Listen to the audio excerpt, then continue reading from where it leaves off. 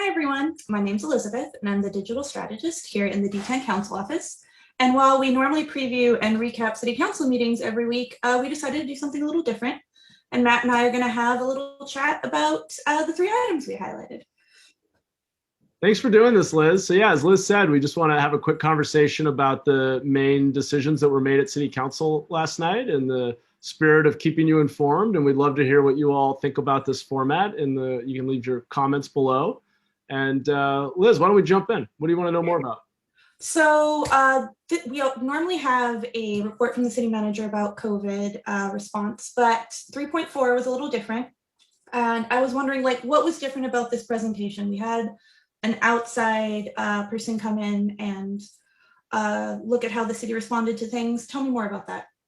Yeah, exactly. So an outside consultant starting last year did a deep dive with the staff from our emergency operations center to evaluate how the city's been responding to COVID and issued a number of recommendations. Many of the findings were very positive about how the team had come together, how committed people were to serving the residents despite the challenge of being assigned to an emergency operation for a year now.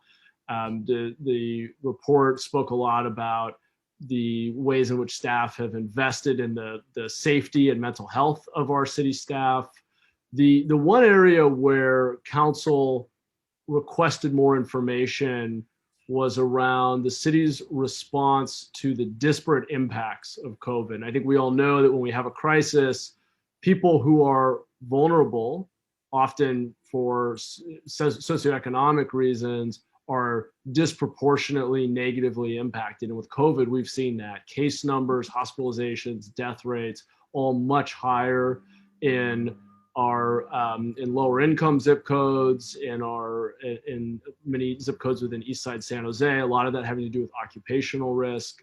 Mm-hmm. And so some of my colleagues, and we ultimately all voted in support of this, asked the authors of the report to come back with more information about the city's response and places where we probably fell short, frankly, and learnings for the future, so that the next time we have a crisis, we are better anticipating what those disparate impacts might be and addressing them sooner.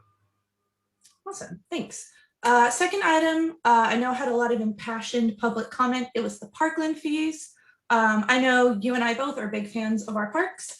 I'm walking distance from the Rose Garden. You're a big proponent of our trails. But on the other hand, we both know the city needs to encourage the development of more housing. So tell me about this trade-off and how it related to this item. Yeah, so last week, council passed an update to our inclusionary housing ordinance, which essentially requires market rate housing developers to include affordable housing units or pay a fee, in what's called an in lieu fee.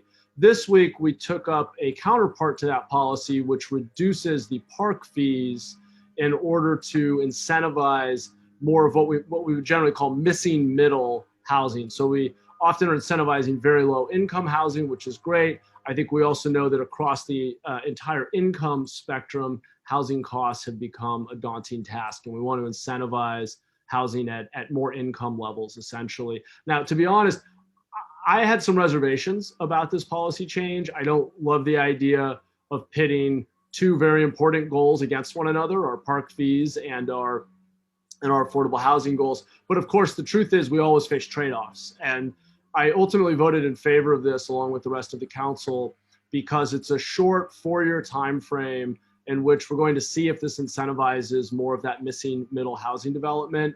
And the fiscal impact on our parks is relatively small. The fees generated by housing development for our parks are already fairly small, and the portion of that affordable housing that's missing middle is even smaller. It's a fraction of that. And so we're not talking about huge sums of money. There will be what's called a nexus study where we will try to understand the impacts of this fee, both in terms of less funding for parks potentially, and whether or not it actually incentivized more housing. So in 4 years, we'll look at that study and decide if we want to update the change. All right, makes sense to me. Last item was about cutting the red tape, which I know is a thing for you. So yeah, tell us about that. Well, the basic idea, pretty straightforward. The city understandably has a lot of permitting requirements and land use restrictions that determine where certain activities can take place and require permits in order to carry out certain activities. And when it comes to vaccinations, we frankly don't have time to wait. We can't wait 45 days for someone to submit an application and get an answer from our planning, building, and code enforcement department. And so we decided to waive restrictions on permitting and land use so that vaccination sites can pop up quickly and start serving our residents. And that was, I think, a pretty straightforward change and was adopted unanimously. Yeah, I know I'm excited to get vaccinated, and I'm sure you are too. Absolutely. So we can be working, back in the office and not over Zoom every day.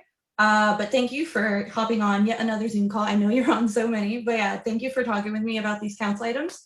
If you enjoyed this sort of recap, please let us know in the comments, because we're really here to create content that makes City Hall and City Council more transparent, because that's what we're here to do. Thanks for doing this, Liz. Appreciate Sure. it. Bye. Bye.